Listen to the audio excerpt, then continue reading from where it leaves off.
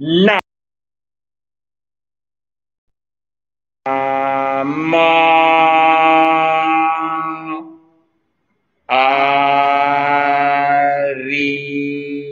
हंता ना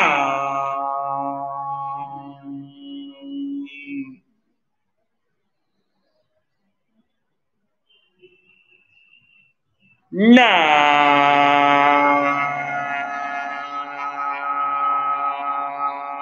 मा से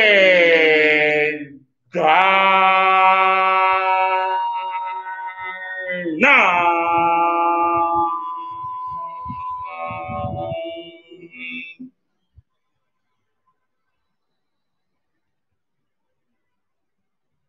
ना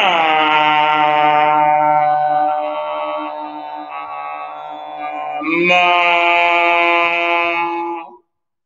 आया रे या ना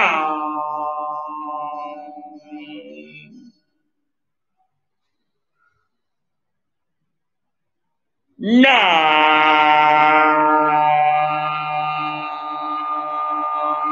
मा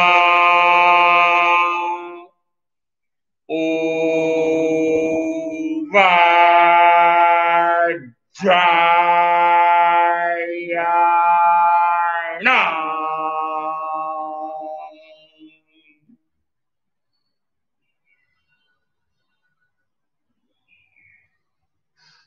ना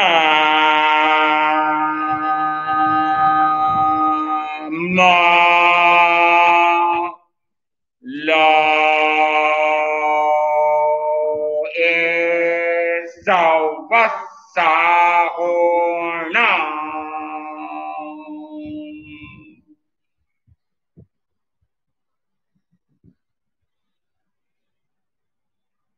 ऐसा पंच नामकारो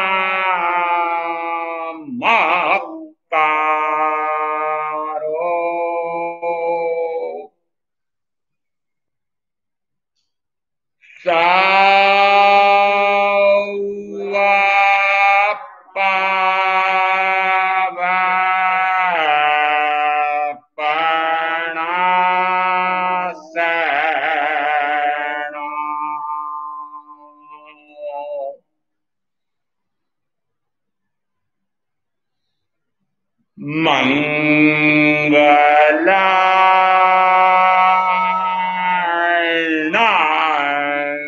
च सौवेशें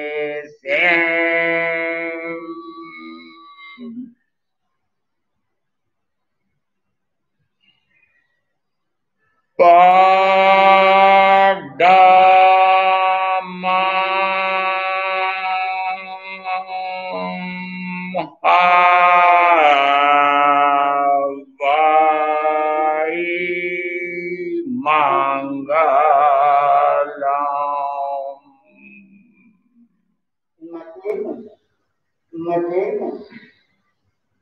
उत्तरार्जुन सूत्र के 29वें अध्ययन में 3 गुप्तियां और 3 समाधारणता का विवेचन चला है। पंच परमेष्टि के गुण आए हैं और हंत परमात्मा के 12 गुण, मुख्यतः तो अनंत ज्ञान, अनंत दर्शन, अनंत चारित्र या अनंत सुख और अनंत वीर। ये तो वास्तविक आत्मा के शुद्ध गुण प्रकट हो गए वे हैं, परंतु तीर्थंकर परमात्मा के जो 8 महाप्रात्याहार्य आए हैं उससे 12 गुण गिन लिए गए। महाप्रात्याहार्य ये 8 के 8 पौद्गलिक हैं।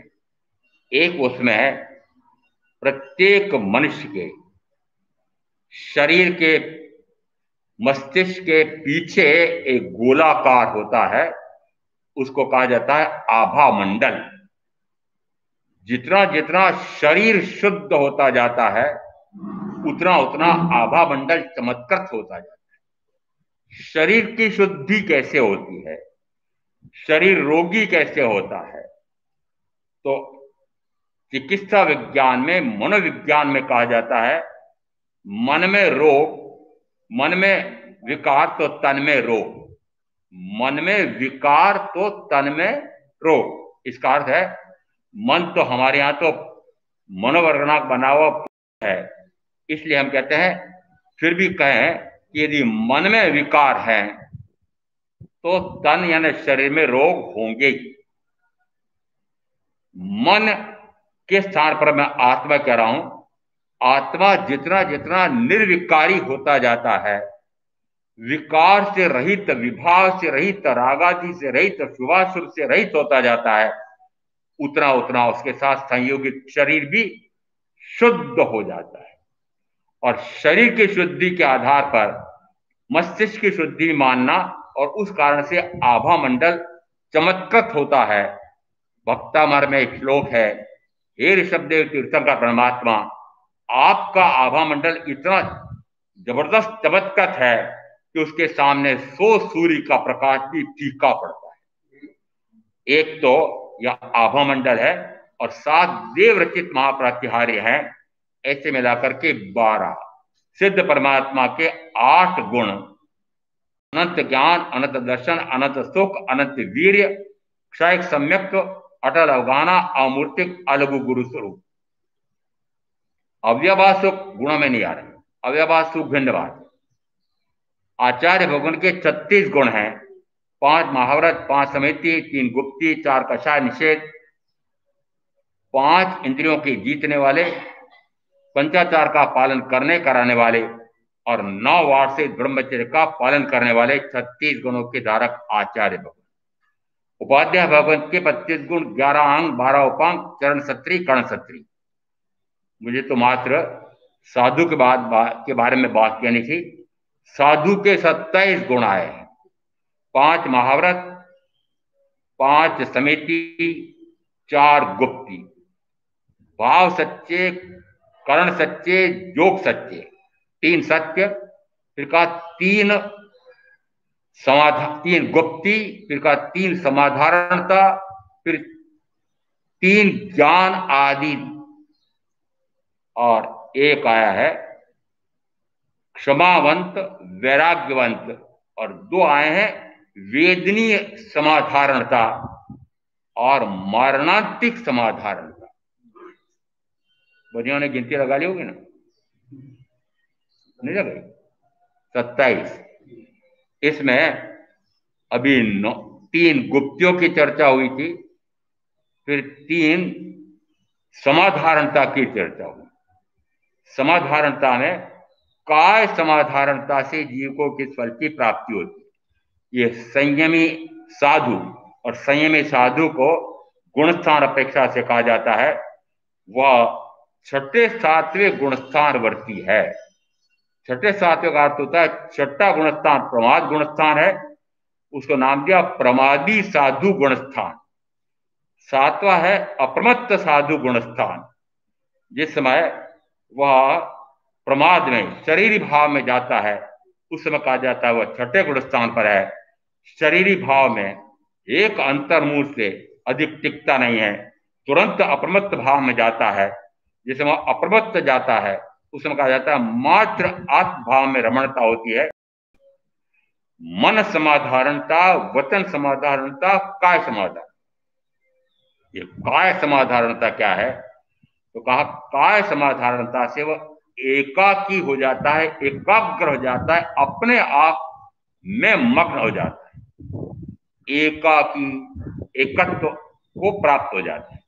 एकत्व यानी मैं तो वस्तुतः एक आत्मा हूं, शेष के शेष शरीर आदि के कारण से होने वाले विकारी भाव, रागादि विकारी भाव के कारण से होने वाले ज्ञानावरणादि द्रव्य कर्म, मैं न तो शरीरादि रूप हूं, न मैं रागादि भाव कर्म रूप हूं, न मैं ज्ञानावरणादि द्रव्य कर्म रूप हूं, न मैं शरीरादि का कर्ता हूं, न मैं इनका भोक्ता हूं, न मैं रागादि भाव कर्म का कर्ता हूं, न इनका भोक्ता हूं, न मैं ज्ञानावनादि द्रव्य कर्म का करता हूं, न मैं इनका भोगता हूं।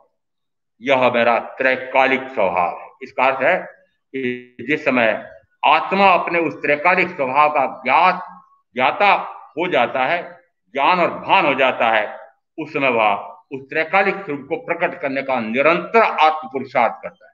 और जो निरंतर आत्म पुरुषार्थ करता है, उसी में आ रहा है मन समाधारणता, वचन समाधारणता और काय समाधारणता।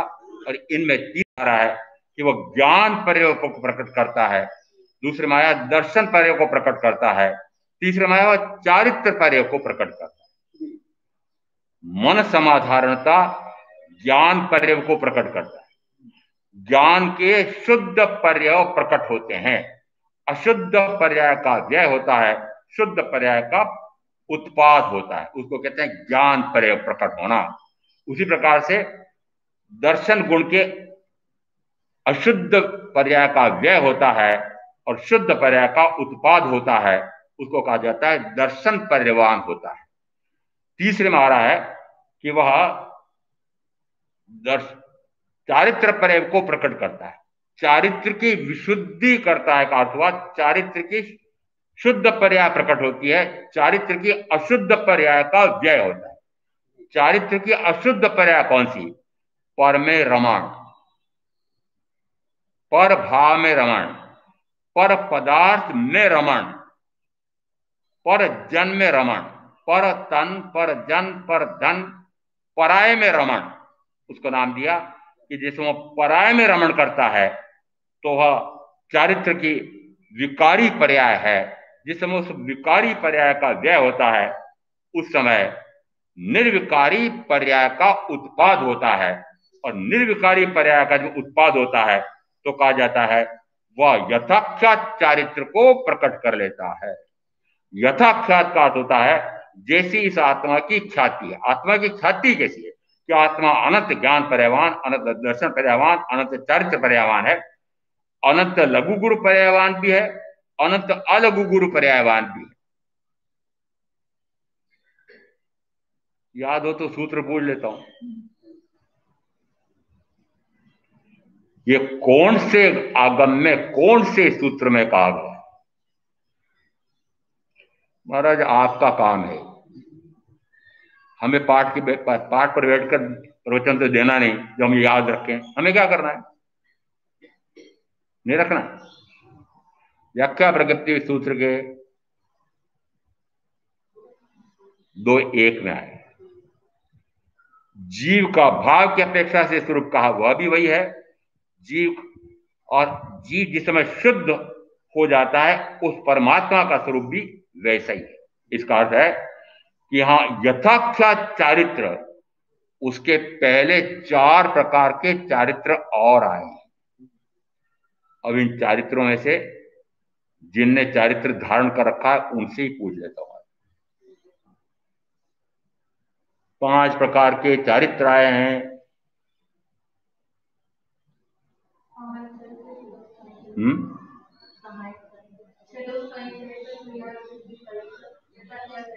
ठीक है, एक जुड़ गया है। सामायिक चारित्र और छेदोस्थापना चारित्र वर्तमान के भरत के 5वें आर्य में मात्र 2 उपलब्ध हैं। बाहर में आप कहते हैं बड़ी दीक्षा, और बड़ी दीक्षा छेदोस्थापना चारित्र है। जिस समय दीक्षा होती है उस समय कहा जाता है वह 18 प्रकार के पाप से पूर्णतः निवृत्त होता है, सर्वथा निवृत्त होता है, जीवन पर्यंत के लिए निवृत्त होता है, 3 करण 3 योग के लिए निवृत्त होता है। इसका अर्थ है कि अब वह सामायिक चारित्र, प्रथम चारित्र को ग्रहण करता है। ये प्रथम चारित्र कहें कि द्वितीय, तृतीय, चतुर्थ चारित्र कहें, ये पंचम चारित्र के लक्ष्य से है। प्रकट कौन सा होना चाहिए? ये पहले के जितने हो रहे हैं उसमें लक्ष्य कौन सा होगा? लक्ष्य होगा यथाख्यात चारित्र। तो जिस समय सामायिक चारित्र में मैं प्रवेश करता हूं उस समय मेरा लक्ष्य होगा कि जैसी इस आत्मा की ख्याति है वैसी ख्याति प्रकट हो जाए। सामायिक चारित्र है। फिर सामायिक किसे कहते हैं? वो यदि याद रखा हो तो सामायिक का अर्थ क्या है और सामायिक का प्रयोजन क्या है। आज प्रवीण भाई की परीक्षा, यह प्रश्न नहीं, ये संसारा संलेखना ग्रंथ की प्रश्नावली पर गया है कि यह प्रश्न किसने पूछा था और किसने उत्तर दिया था, किस संदर्भ से आया था और क्या अर्थ है। सामायिक का क्या अर्थ है, सामायिक का क्या प्रयोजन है, किसने तो पूछा, किसने उत्तर दिया और उत्तर क्या दिया।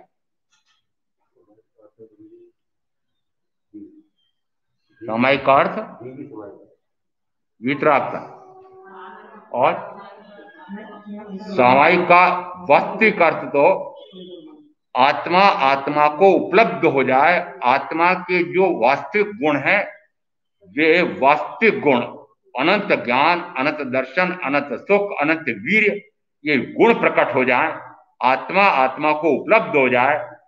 ये चाहे सामायिक कहो, चाहे प्रत्याख्यान कहो, चाहे संयम, चाहे संवर, चाहे विवेक, चाहे विसर्ग, इन चौहों में इस प्रकार से आया है। और कालय से भी इसी अनुसार भगवान पार्श्वनाथ के परंपरा शिष्य ने तो पूछा था और भगवान महावीर के एक स्थविर भगवंत ने उत्तर दिया था। इसका अर्थ है कि सामायिक का अर्थ क्या लेना चाहिए। ये सामायिक का अर्थ है आत्मा आत्मा की शुद्ध सत्ता प्रकट कर ले, शुद्ध सत्ता सिद्ध शिला पर स्थापित हो जाए।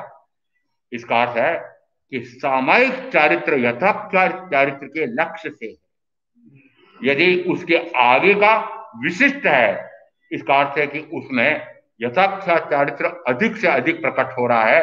निरंतर ज्ञाता, निरंतर दृष्टा, निरंतर स्वरूप प्रमाणता, ऐसा होना चाहिए।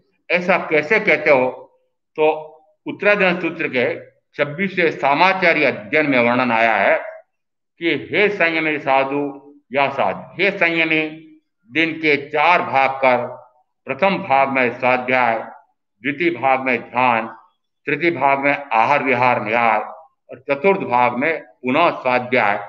स्वाध्याय करते करते काल की प्रतिलेख ना कर, यदि एक मुहूर्त बचा है तो फिर वस्त्र पात्रादि इन सबको स्वच्छ करके बांध करके रख दे, प्रतिलेखना का स्थान देख ले, मलमूत्र परखने के लिए स्थान उसका प्रतिलेखन कर ले, और उसके बाद में प्रतिक्रमण कर। फिर कहा रात्रि के 4 भाग कर, प्रथम प्रहर में स्वाध्याय, द्वितीय प्रहर में ध्यान, तृतीय प्रहर में निद्रा का निवारण, चतुर्थ प्रहर में पुनः स्वाध्याय। स्वाध्याय करते करते काल की प्रतिलेखना कर, ये पता लगे कि अब एक मुहूर्त बचा है, तो उस समय प्रतिक्रमण कर, और प्रातः काल होते से ही फिर अपने गुरु के पास जाकर यह प्रकट करके आज मुझे कौन सी साधना करना है, ऐसा दिन की चर्या और रात की चर्या, इसमें गिनती आपने लगाई हो तो लगाई हो, 24 घंटे में से 12 घंटे स्वाध्याय के हैं और 6 घंटे ध्यान के।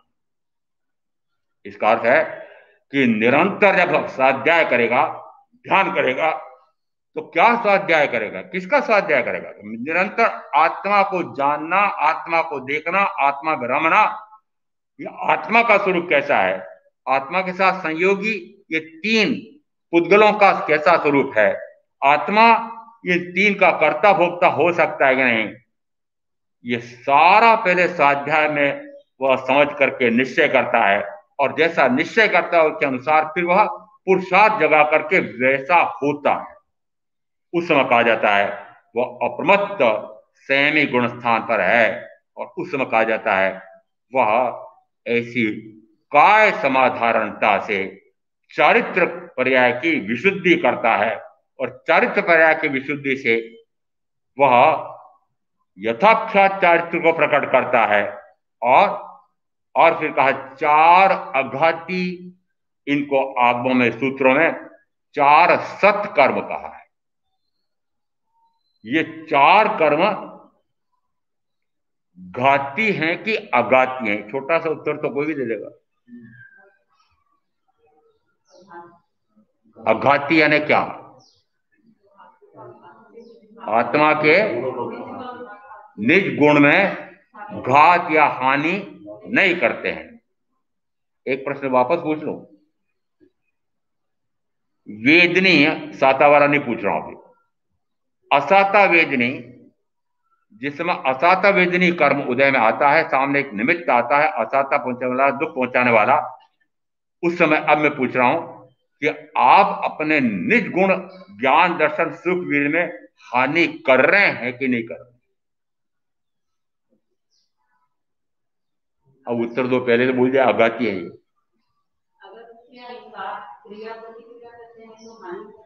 आघाती तो उन ज्ञानियों ने सिद्ध किया है। सातरूप भी आया था, 24 के 24 ये राजा, राजकुमार, श्वेतांबर परंपरा में एक राजकुमारी और सर्व परंपराओं में 3 चक्रवर्ती। साता सुख साता वेदनी कर्म के उदय से इतना अधिक मिला था, परंतु साता वेदनी कर्म का उन्होंने क्या वेदन किया, उसका मजा लिया, भोग भोगा।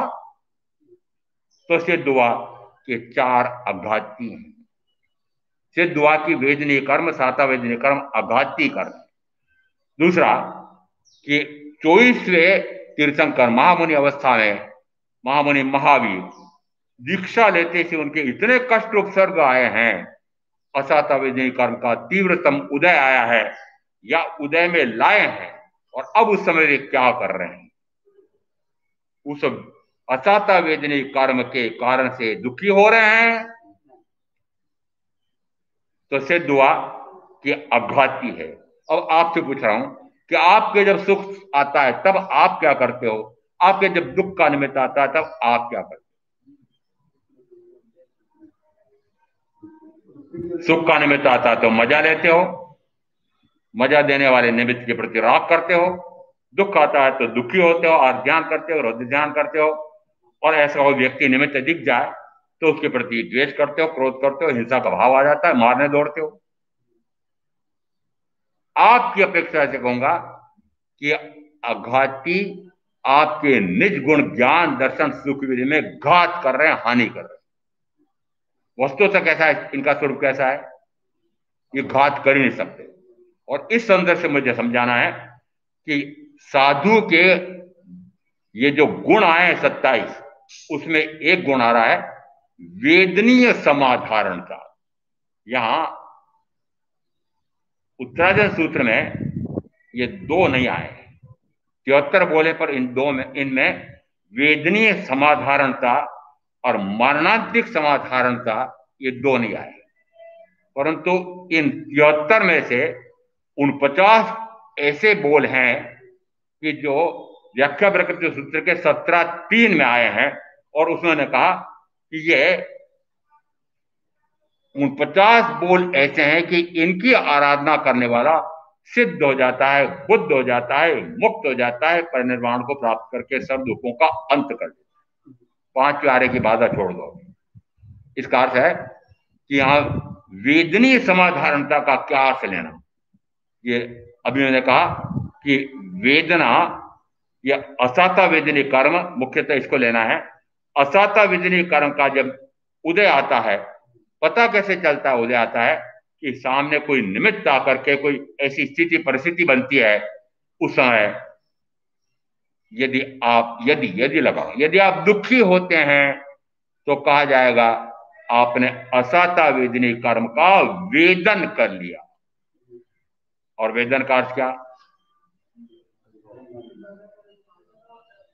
वेदन कर लेता है तो फिर एक आगम आ रहा है कि यदि वह कर्म का वेदन करे तो फिर कड़ी परीक्षा होगी। कौन से आगम में आया है और कौन से सूत्र में आया है? ये इसलिए पूछने पड़ रहे हैं कि प्रवचन सुनते समय भी सजग रहो और घर जाकर के फिर वापस गृह कार्य करो, और गृह कार्य करके नहीं लाओ तो यहां मास्टर जी डंडे खाओ। ये मास्टर जी डंडे लगा रहे हैं। प्रज्ञापना सूत्र के 26वें कर्म वेद बंध पद में आया है कि यदि किसी भी कर्म का ज्ञानावरणादि, पहले का घाती कर्म फिर आघाती, क्योंकि अभी आघाती की बात आई है, तो यदि वेदनी कर्म का उदय आता है, सामने कोई निमित्त आता है, उस निमित्त के अनुसार वह वेदना असाता का अनुभव करता है, उसको नाम दिया वेदन करना। और असाता का वेदन करते से, अनुभव करते से ही पुनः ज्ञानावरणादि 7 प्रकार के कर्म का बंध हो। अर्थ क्या निकला? अर्थ क्या निकला? कर्म के उदय के अनुसार, उस निमित्त के अनुसार क्रिया करना। फिर एक सूत्र दिया था, करूं तो मरूं, ना करूं तो किरूं। भूल गए? किसके अनुसार कार्य करूं तो? कर्म या कर्म के निमित्त के अनुसार कार्य करूं तो मरूं। कहां मरूं? चतुर्गति में। और अब विलोम पूछ रहा हूं, ना करूं तो आप क्या कर रहे? आप क्या कर रहे? मैं निश्चित रूप से कह सकता हूं, आप कर्म के निमित्त के अनुसार क्रिया कर रहे हो। और क्रिया है तो कर्म है, और कर्म है तो चतुर्गति का परिभ्रमण है। मुक्त होना चाहता हूं। कहां से मुक्त होना चाहते हो? काम तो उल्टे पुल्टे कर रहे हो, मुक्त होना चाहता हूं। फिर एक आया उसमें, मरणांतिक वेदना। और मरणांतिक वेदना आती है उस समय वह मरणांतिक समाधारणता धारण करता है। वो मरणांतिक समाधारणता कैसी है? यद्यपि महामुनि महावीर का मरण तो नहीं हुआ था, परंतु निमित्त तो इस प्रकार से आया था चंद्रकुलसी का। पहले तो वे तो आत्म ध्यान में मग्न हैं। पहले तो फुफकार मारता है, क्योंकि उसे पता है कि फुफकार मारे तो सामने वाला मर जाता है। धीरेज भी मर जाते हैं, मुनि भी मर जाते हैं। फुफकार मारे जितने में, फुफकार मारा तब भी, फुफकार मारी तब भी अडोल अकंप ध्यान में, शरीर से भी अडोल अकंप और ध्यान में भी अडोल अकंप। फिर लिपटा चिपटा, तब भी कोई अंतर नहीं पड़ा। फिर नीचे उतर करके और सामने देख करके एक टक देखता है, डंक लगाकर। एक डंक लगाया पांव में और एक टक देखता है, अब गिरा कि अब गिरा, अब गिरा कि अब गिरा। क्योंकि उसका अनुभव है, यदि किसी को डंक लगा तो धड़ से गिरता मर जाता है। कुछ असर नहीं पड़ा। दूसरा डंक लगाया, तीसरा डंक लगाया। यदि ऐसा चंड को शिका जहर यदि शरीर में पहुंच जाए तो मृत्यु अवश्यंभावी। अब यहां इसका अर्थ है कि मरणांतिक वेदना आ गई है। ये कल उदाहरण दिए थे वो अलग प्रकार के थे, उसमें तो मरण हो गया। आज जो उदाहरण दिया उसमें आ रहा है कि वेदना कैसी है? मरणांतिक वेदना है। कौन से गुण स्थान पर है जिस समय मरणांतिक वेदना आई है?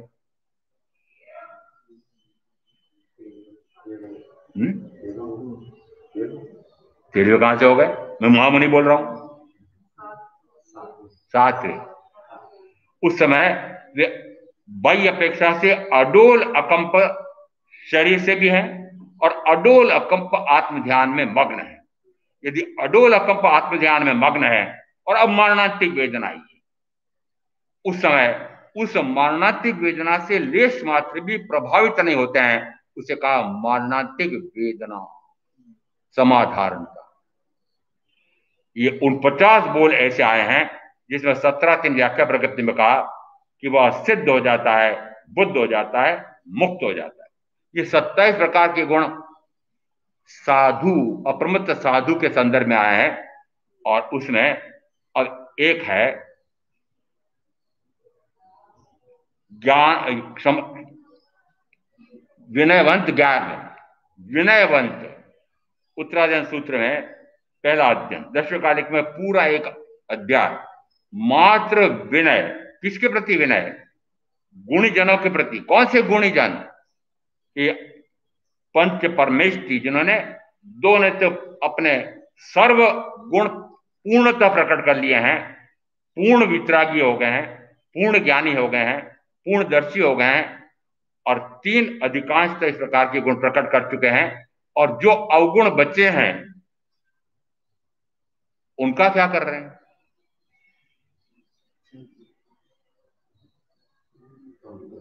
पहले तो पूछो अवगुण कौन से बचे हैं? महाराज आप जानो ना, आपके अवगुण कौन से बचे, हमें क्यों पूछ रहे हो? संजलन, क्रोध, मान, माया, लोभ। और संजलन को भी मंद से मंदतर, मंदतर, मंदतर, मंदतम। परंतु 5 प्यारा भरत क्षेत्र आगे नहीं बढ़ सकता। इसे कहा चेदोप स्थापना से आगे का चारित्र नहीं है। परंतु फिर भी यदि इस प्रकार से मरणांतिक वेदना अभी भी दिगंबर ऐसा मानते हैं, जिन कल्पी साधना विद्यमान है। श्वेतांबर मानते हैं कि 10 बोलों का विच्छेद हुआ है, उसमें जिन कल्पी साधना का भी विच्छेद हो गया है।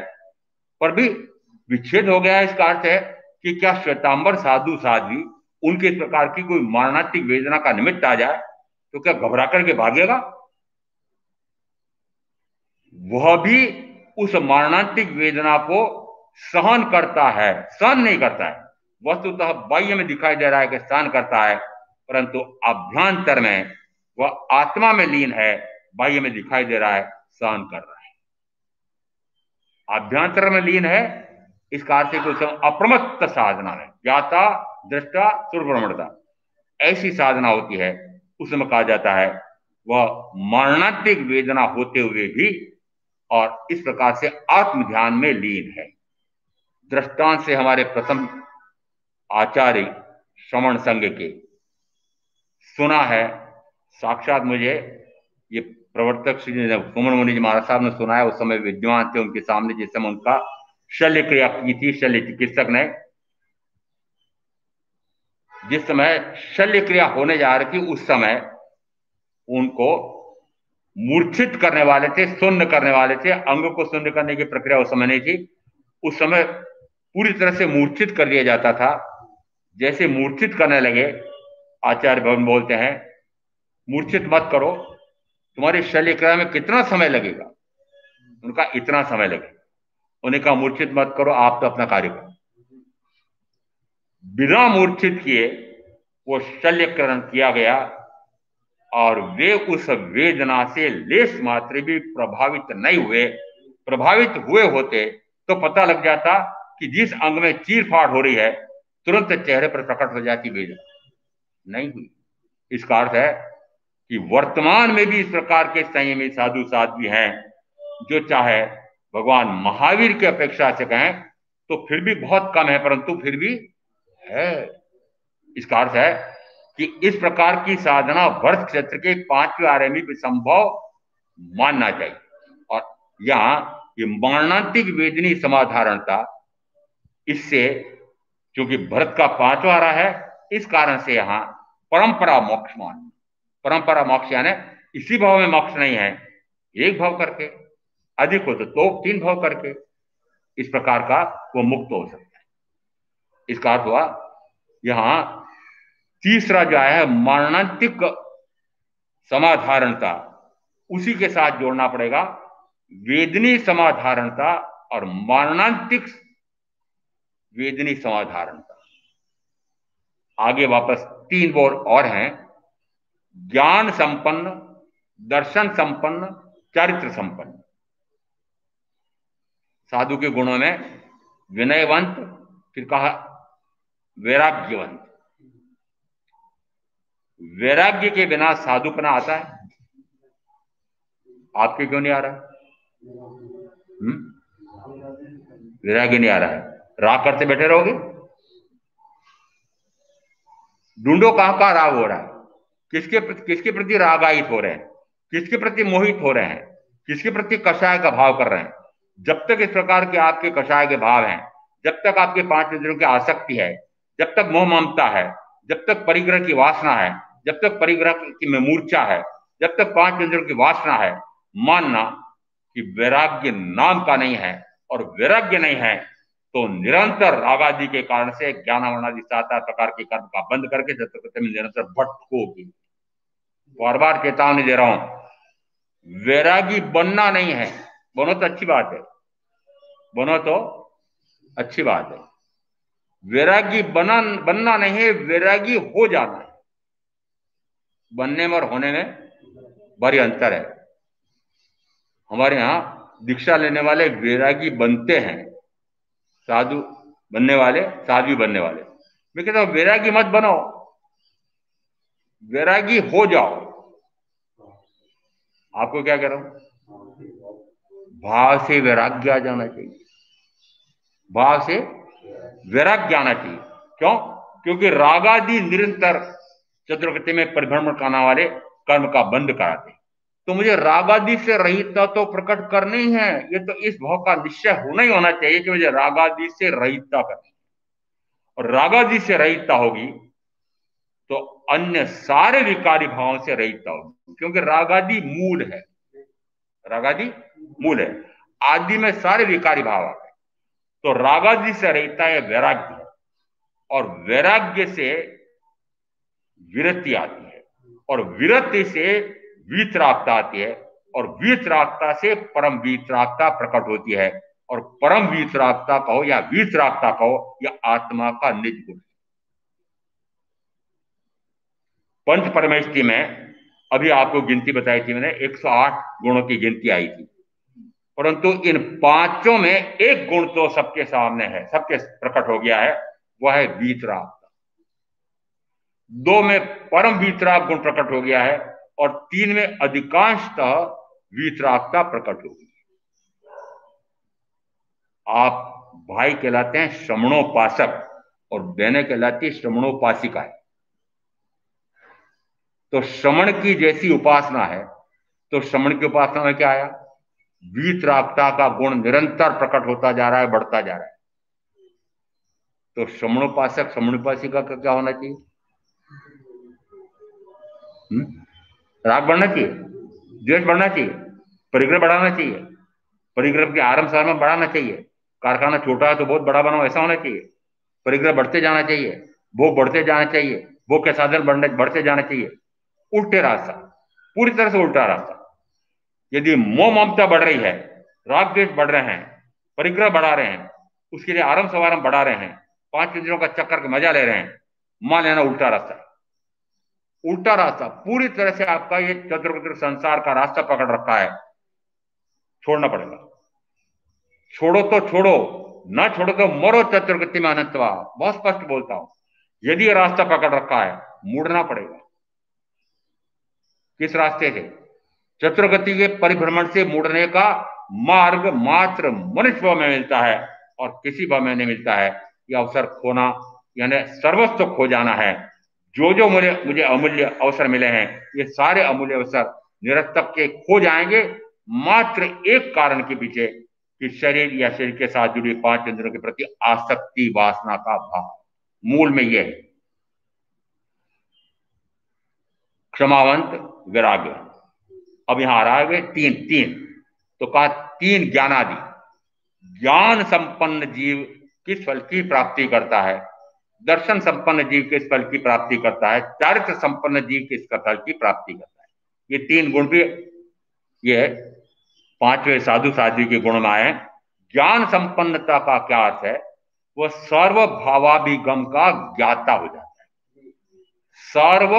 सर्व यानी जितने भी द्रव्य हैं, जितने भी तत्व हैं, उन सारे द्रव्यों का, सारे तत्वों का, 6 तो द्रव्य हैं, उन 6 में 5 अस्तिकाएं हैं, 9 द्रव्य हैं, उनका जैसा स्वरूप तीर्थंकर परमात्मा ने अपने ज्ञान में जाना है, पाया है, प्राप्त कर लिया है, वैसा स्वरूप उनके माध्यम से सदगुरु का सुन करके और वैसे गुण प्रकट करने का निरंतर पुरुषार्थ करना, वे गुण निरंतर प्रकट करने का पुरुषार्थ करना, उसको कहते हैं सर्व भावों को जानना। 5 अस्तिकायों का स्वरूप कैसा है, 6 द्रव्यों का स्वरूप कैसा है, 9 तत्वों का जैसा स्वरूप तीर्थंकर परमात्मा ने जिन भावों से समझाया है, उन्हीं भावों से सुन करके, समझ करके, फिर भावपूर्वक उन का श्रद्धान करना।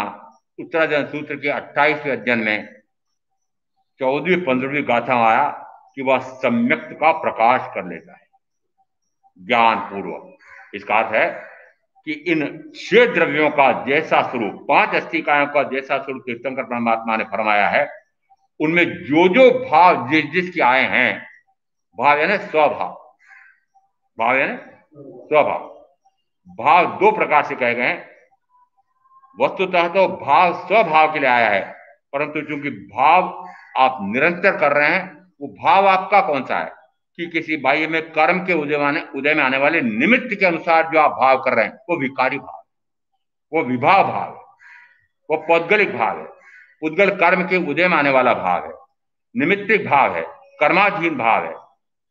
इसका अर्थ है कि जब तक कर्म के या कर्म के अधीन होकर के जो जो भाव कर रहे हैं वो भाव तो विकार का ही होगा। और लक्ष्य क्या होना चाहिए? निर्विकार, स्वभाव। तो निर्विकार ही हो जाऊं, स्वभाव मेरा प्रकट हो जाए। वो स्वभाव कौन सा है? कि अनंत ज्ञान, अनंत दर्शन, अनंत सुख, अनंत वीर आदि मेरे निज गुण प्रकट हो जाए, ऐसा कहलाता है स्वभाव।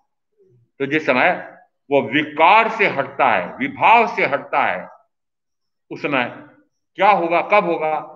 कि प्रथमतः वह सर्व द्रव्यों के सर्व भावों को, त्रैकालिक भावों को जाने, देखे, समझे और अनुभव करे। किसका अनुभव करे? क्योंकि सर्व भावों का अभिगम रहस्य, और वह रहस्य उसके हृदयंगम हो जाए, आत्मसात हो जाए, उसको कहा सर्व भावाभिगम का ज्ञाता हो जाए। ज्ञान संपन्नता का हुआ सर्व भावाभिगम का ज्ञाता हो जाता है। और फिर दृष्टांत देकर सूत्रकार कहते हैं कि जो सर्व भावाभिगम का ज्ञाता हो जाता है वो संसार अटवी, अटवी यानी ऐसा जंगल, ऐसी अटवी कि जिसमें ऐसी पगडंडियां हैं आड़ी तिरछी, यदि उसमें जंगल में कोई घुस जाए तो निकलना मुश्किल होता है। ऐसा मैंने भी जयपुर देखने गया था, शायद तो कोई दूसरा रहा होगा, परंतु चलो जयपुर घूम आते हैं। उसमें भी एक भूल भुलैया है। गए थे क्या? अरे वहां गए हो चाहे नहीं गए हो, आप भूल भुलैया में फंसे हुए। कौन सी भूल भुलैया? कि आप इस संसार में आ तो गए हो, पर ऐसी भूल भुलैया में पड़ गए हो कि वापस निकलने का रास्ता नहीं मिल रहा है चतुर्गति के परिभ्रमण से। वो जयपुर की भूल भुलैया भी ऐसी है कि यदि बिना मार्गदर्शक के वो अंदर घुस जाए और थोड़ा और अंदर चला जाए तो घंटों उसको लग जाएंगे, वापस निकलना मुश्किल। इसका अर्थ है कि भूल भुलैया कौन सी? ये संसार की भूल भुलैया।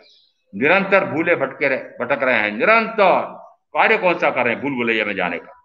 इसका अर्थ है कि जिस समय वह सर्व भावाभिगम का ज्ञाता हो जाता है, उसमें संसार अटवी, अटवी यानी उसमें भी पगडंडियां ऐसी है, वो जो चोर उचक के ये वहां रहते हैं, और जैसे कोई पीछे पड़ जाए उनके चोरों के, माल चुरा ले गया उसके लिए, डाका डाल के ले गया उसके लिए, यदि उसमें से कोई अंदर घुस जाए तो उसको पकड़ नहीं सकता। ऐसी पगडंडियां हैं कि वो तो कहीं से कहीं, कहीं से कहीं निकल करके अपने नियत स्थान पर चला जाता है। यहां कहा कि जो इस प्रकार से सर्वभावाभिगम का ज्ञाता हो जाता है वो संसार अटवी में, भूल भुलैया में भटकता नहीं। फिर दृष्टांत दिया कि जैसे सुई यदि डोरे के साथ हो तो सुई गुमती नहीं। मैं साथ में और कहता हूं, यदि गुम भी जाए तो मिल जाती है। इसका अर्थ है कि सुई किसको कहा और डोरा किसको कहा? सुई तो हुई आत्मा और डोरा हुआ उसका ज्ञान। आत्मा को आत्मा का ज्ञान हो जाए, तो आत्मा को आत्मा का ज्ञान हो जाए तो संसार अटवी में वो भटकता नहीं है, घुमता नहीं है, मुक्त हो जाता है। और आगे फिर कहा कि वह ज्ञान, अब ध्यान रखना शब्द का अंतर बता रहा हूं, ज्ञान, चारित्र, ज्ञान, विनय, चारित्र, तप रूप संयोगों को संप्राप्त करके स्व समय का भी ज्ञाता हो जाता है। और स्व समय के साथ, सूत्र में तो दिया स्व समय का ज्ञाता हो जाता है, स्व समय के साथ पर समय का भी ज्ञाता हो जाता है। स्व समय रथ को भी जान जाता है, पर समय रथ को भी जान जाता है, स्व को भी जान जाता है, पर को, पराय को भी जान जाता है, स्वभाव को भी जानता है, पर पदार्थ के माध्यम से, कर्म के माध्यम से होने वाले पर भाव को भी जान जाता है। और फिर वो पर भाव से संघात को प्राप्त नहीं होता है, परास्त नहीं होता है, पर भाव से परास्त नहीं होता है, उसे कहा वो ज्ञान संपन्न जीव है। और ऐसा ज्ञान संपन्न जीव संसार अटवी में भटकता नहीं है। ऐसा तत्व का स्वरूप समझ करके मैं आप जो साधना करेंगे उनका अवश्य कल्याण होगा। ओम शांति। गुरुदेव क्या गया? चत्तारि मंगलम अरिहंता मंगलम सिद्धा मंगलम साहू मंगलम केवली प्रणत धम मंगलम। तारि लुगुत्तमा रिहंता लुगुत्तमा सिद्धा लुगुत्तमा साहू लुगुत्तमा केवली प्रणत्त दमलगुत्तमामि अरियन्ते शरणपवज्जामि सिद्धे शरणपवज्जामि साहू शरणपवज्जामि केवली प्रणत्तम धम्मम शरणम पवज्जामि। चार मांगलिक, चार उत्तम, चार शरणा और शरणा नहीं कोई जो भव्य प्राणी याद रहे तो अक्षय अमर।